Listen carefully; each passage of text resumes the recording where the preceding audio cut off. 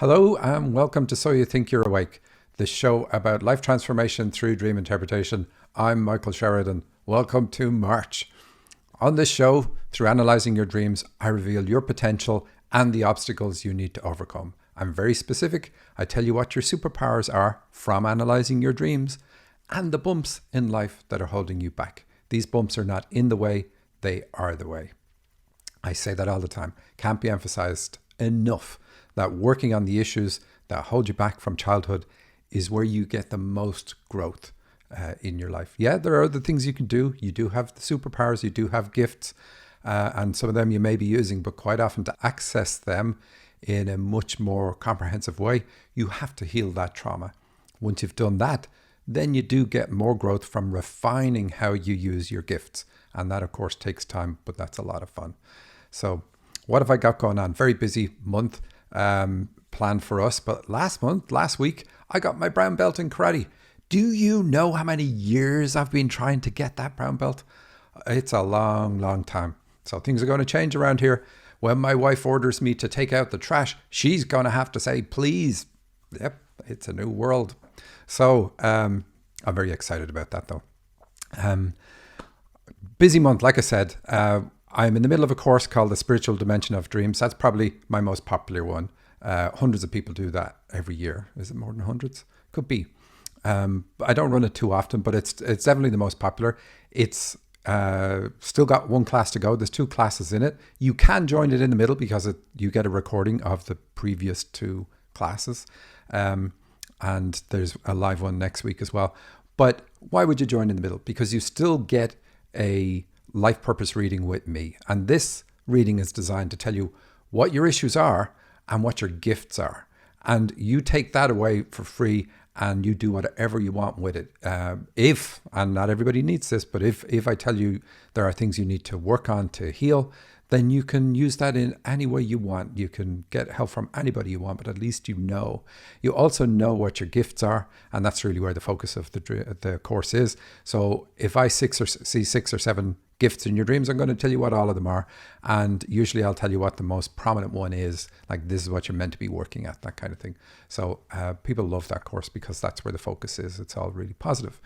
The other thing that I've added in is a bonus reading with one of the students on my current mentorship program. So you get the reading with me and a free channel reading with one of my students. So lots of reasons to do it. It's $97. You couldn't get me to do that reading normally outside that course. So it's really good for that. What else have we got going on? Well, on March 20th, I'm also doing what I call my signature course, where I help people heal their traumas. If you've been waiting for that to come up again, it hasn't come up for a while. March 20th is it. You can write to me and ask for details or go to dream-analysis.com/courses. All the courses are listed on there. And my mentorship program, that's really the big one. That starts again next Sunday. So we ran it last year, 10-month program. We've refined it a lot. We've put some of the streams in parallel now. So now it's about a 9-month program with all the same content, lots of refinements, lots of improvements, and starting again on the 7th of March. And it starts off with teaching you how to channel. So if you're interested in learning how to channel, then go to dream-analysis.com/courses and you will learn all about that particular course. It's broken into 3 modules, but on that page, there's a lot of text because it's describing what you're going to learn, how to channel, how to interpret dreams, and so much more.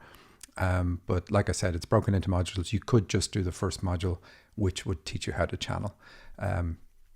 And what else have we got? Well, isn't that enough? That's plenty.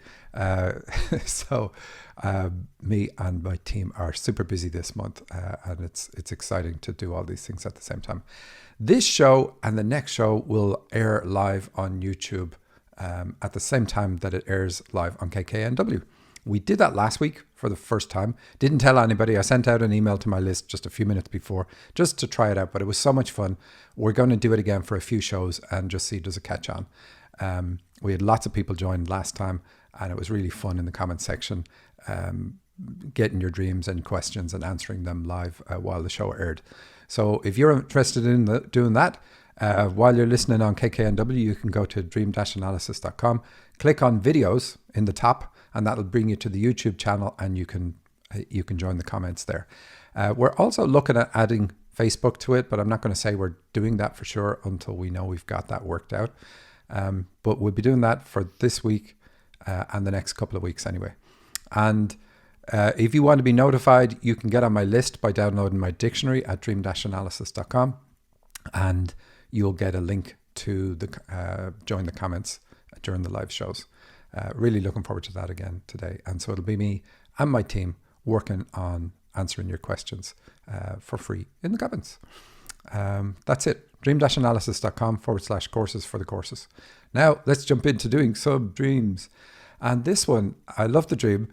And you can always tell somebody who's been listening to the show for a while because they send their dream and their analysis. And I absolutely love that. Absolutely love it. And this one comes from Kate. She's written to the show before. And here's her dream. I was being trained for a play or a particular scene. At one point, I was in a booth. A Spanish-speaking actor was to my right. Two other Spanish-speaking actors came into the booth. They said something and left. I was making out with the actor on my right at one point, and I stopped and said, I feel like people are watching us. He looked around and said, they're not. Okay, so let's stop there for a second. So we know it's about channeling because we have actors in the dream, and she talks about two actors and so on coming in later on, and the number two always shows up in channel streams. So making out with the actor. So this is asking her to become more intimate with her channeling ability. And this dreamer can already channel. So why would this be happening? Because there's another level of channeling coming for her, which is really cool. And we'll talk about that in a moment. But let's move on. She says, two Spanish-speaking actresses came and asked me what I was told the color of the sky was in the training. They said it was olive. I said, I don't know. I thought it was blue or the color of the sun. Nothing out of the ordinary.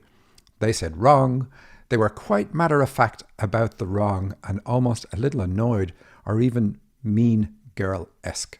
So let's go back to the start of the dream. She says, I was being trained for a play. That's about practicing in the spirit world before coming here. So the life that you're in right now is the life that you planned and trained for. So if you're looking at life and saying, well, this sucks, I wish I wasn't here, the dream is reminding you that this is exactly the life that you're meant to be getting, and that you need to be getting more immersed into learning how to channel. And there's a big thing in this dream. We have the dreamer saying, the actresses in the dream saying the sky was olive, the color was olive. And olive shows up in a dream when the dreamer is thinking about suicide. And we've covered this on the show a couple of times. It's not a subject we normally go into because it's deep. There's many subjects we don't cover on the show. But this is one, but we've covered it before. And anytime we've covered it before, we've put the dreamer in touch with a counselor just to make sure everything's good. But so we're covering it again here. And we know that this is true for the dreamer because it's a guide says it in the dream. So the actresses are guides, and whatever a guide says or does is infallible. It's interesting that we have male and female guides because channeling requires both male and female energy working in harmony. And then we have all the references to Spanish and sun and blue sky. So they're healing devices in a dream because Spain is a hot country. People go there for sun holidays all the time. So very positive in the dream. And here are the dreamer's comments. She says, I love this dream and I know exactly why I had it. The day before I had this dream, I received some pretty upsetting news and suicide came to mind. What did I tell you? It was a fleeting thought and not something I'm going to do, but apparently nothing gets past our guides and higher self. I love that the dream is saying wrong. Life isn't ordinary, it's extraordinary. And that's, so she says, oh, I thought the sky was just ordinary. And the sky is about, we have to look up to see the sky. So it's about our goals or looking up to life or looking up to the spirit world. So we know that the dreamer needs this stronger connection because it's going to give her more respect for the spirit world, more respect for her guides. And well, let's continue with her comments. She says, repeating, life isn't ordinary, it's extraordinary, and it's something to look up to. I love the healing aspects with the sun and the Spanish-speaking people. My only question is, what role does channeling have? Is it a request to channel or connect with my guides regarding the news I received? I already know I can channel and do channel for myself and others. So is it about connecting with with your guides for the news you received? Not really. At least when I channel, that's what I'm told. And it's really about you really getting deeper into the channeling, because you're going to end up trance channeling. Now you're probably going to write and say, I already do it. So if you do, it's going to get stronger. And the more you do that, the stronger it gets, and the more used you get to it, the more you feel the love from your guides or angels when you're doing that particular type of channeling. And that's the antidote. So connect with your guides and feel their love, and feel that your life has purpose, because you're going to get that imbued along with every message you get while you're channeling. It's not a platonic thing.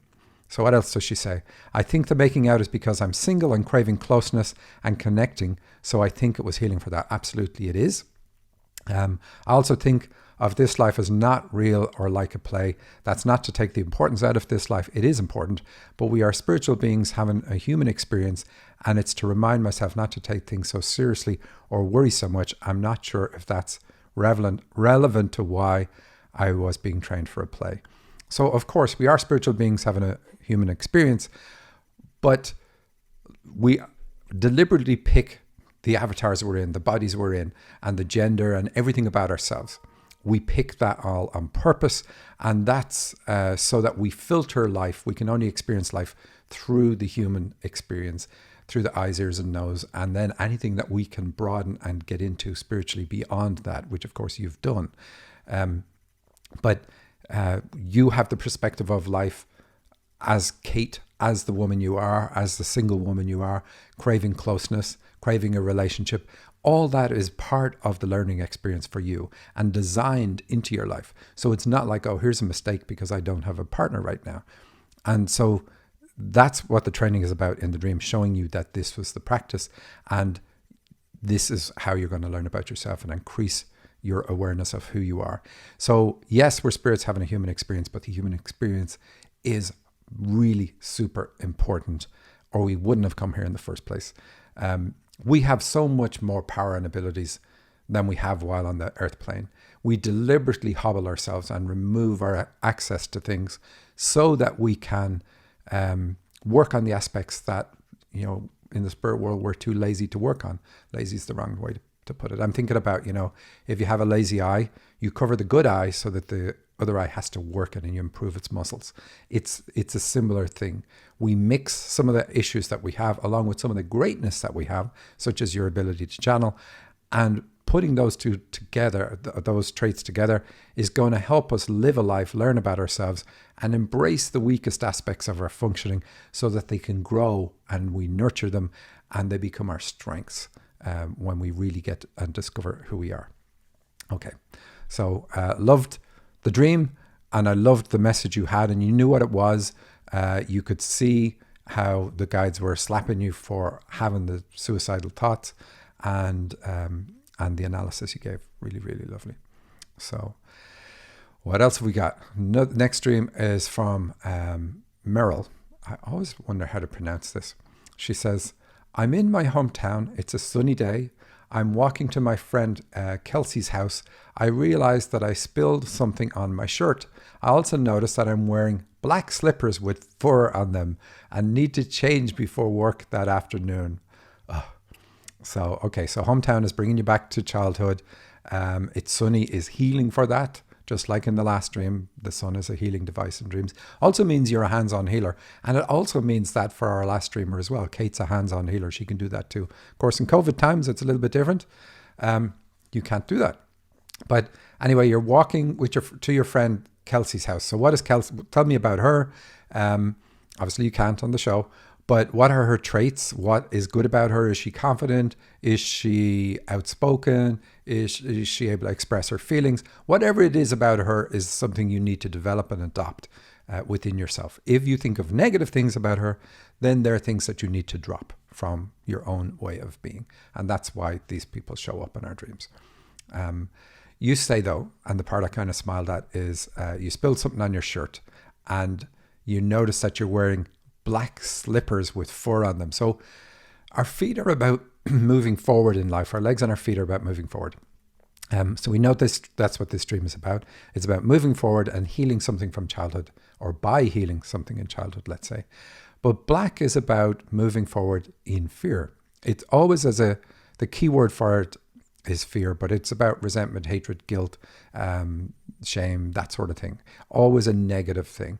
Meaning of colors in dreams, by the way, comes from meanings of colors in the aura. It's nothing to do with your like or dislike for a particular color. I love colors in dreams because you can't change their meaning. They always mean the same thing for every single person on the planet, because colors mean things in the aura. Anyway, black slippers means that you're comfortable moving forward the way you are moving forward, which is in a fear state. Now, it may not feel like a fear state to you. So how can you move forward comfortably in a fear state? It's like, I don't want to change. I'm happy doing what I do, even though it's not the best thing for me. Nothing's going to scare me or knock me off my track if I just keep going the way I am. But obviously you need to change. And the black slippers alone tell us that. But spilling something on your shirt can be about guilt. So if guilt is holding you back because it's a stain, you obviously have a stain on your shirt and you want to get rid of it. And stains and dreams are about guilt. And guilt is an absolutely useless emotion. It doesn't serve you any good. You get no growth from it whatsoever. It's a bit like depression. It tells you there's no point. And guilt tells you there's no point, which is not true. Spiritually, that's not true. So it's something you have to realize. It's up to you to drop.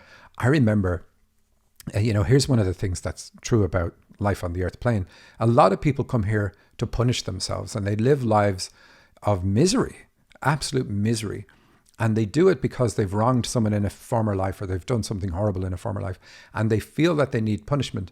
And I remember one time when I had a particularly good connection, I was asking my guides, how long does it take before somebody gets over that? How many lifetimes of misery would a person typically live before they grow beyond that? And the guide said they can do it forever. It's not about living those lifetimes. It's about realizing that living in misery does you no good.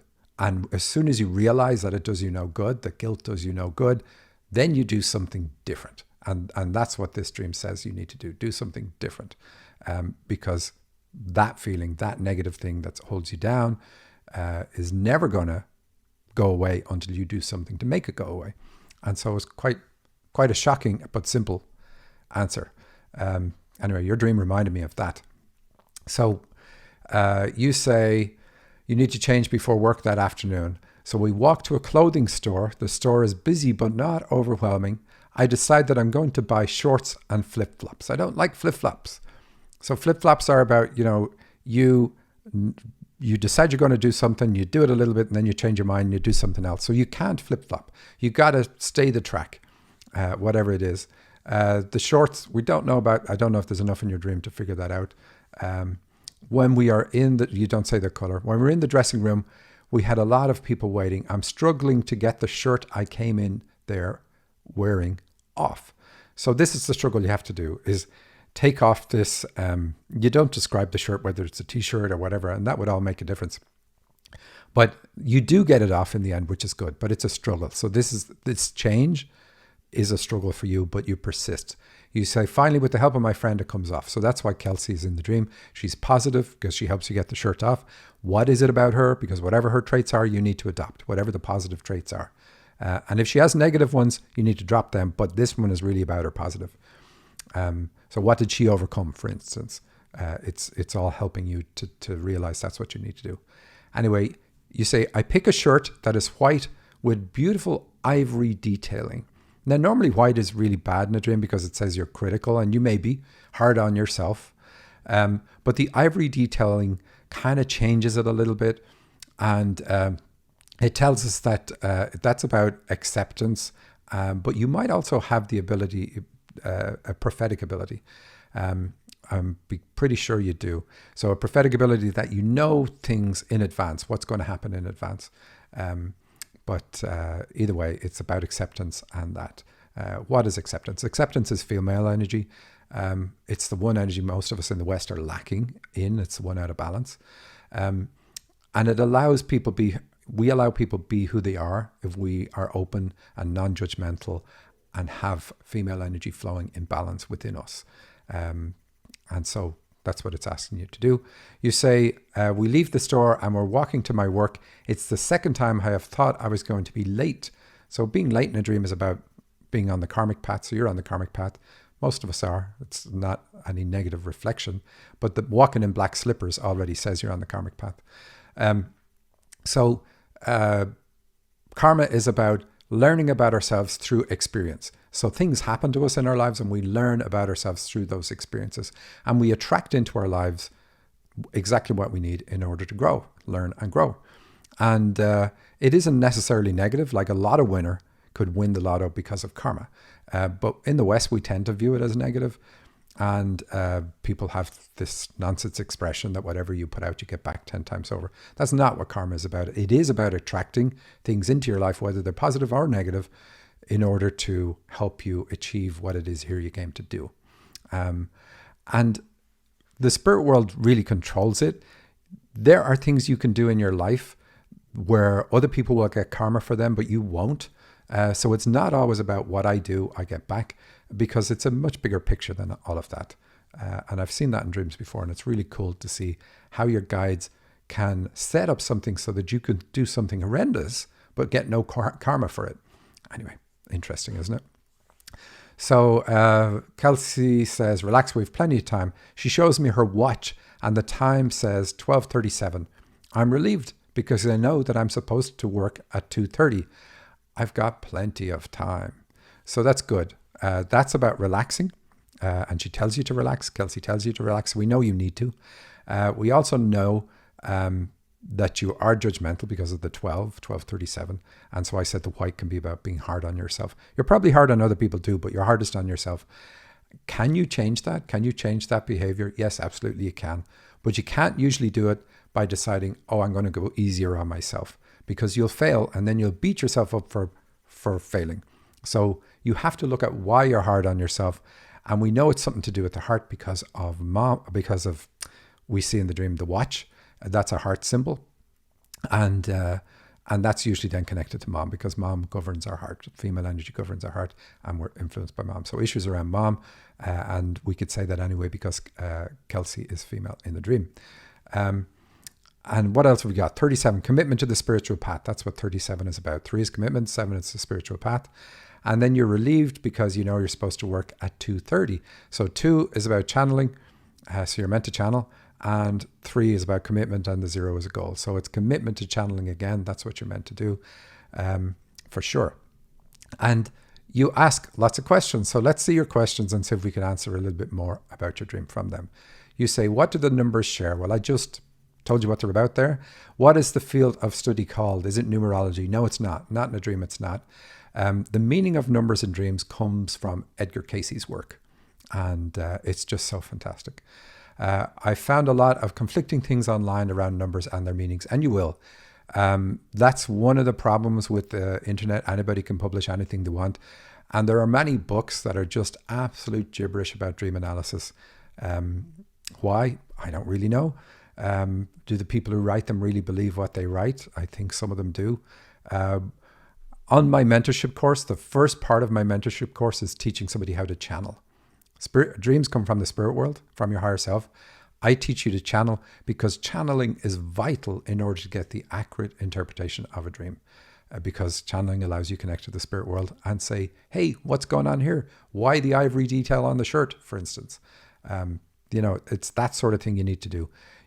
Dictionaries, I used to hate them, but I have a dictionary in my own book because everybody wants one. And the dictionary in my own book, and the dictionary is free on my website, by the way, dream-analysis.com.